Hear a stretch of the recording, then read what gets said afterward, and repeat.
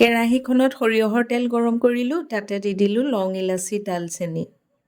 পাতলাকৈ কটা পিঁয়াজ অলপমান সৰহকৈ দিলোঁ। এইখিনি ভাজি লোৱাৰ পাছত অকণমান দি দিলোঁ গোটা জিৰা।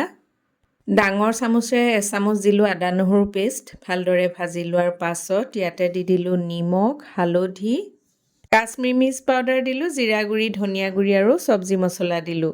ডাঙৰ কেৰাহীত সৰহকৈ বনাইছোঁ আৰু মোৰ যিহেতু দৌৰা-দৌৰিও হৈছে, গতিকে বটলৰ মুখেৰে মছলাখিনি আন্দাজমতে ঢালি দিছোঁ। ভালদৰে মছলাখিনি ভাজি লোৱাৰ পাছত 2টা বিলাহী পেষ্ট কৰি ইয়াতে দি দিলোঁ। বিলাহীখিনিও ভালদৰে ভাজি লোৱাৰ পাছত কাবেলি বুটখিনি অলপমান নিমখ দি সিজাই লৈছিলোঁ, পানীৰ পৰা টুকি ইয়াতে দি দিলোঁ।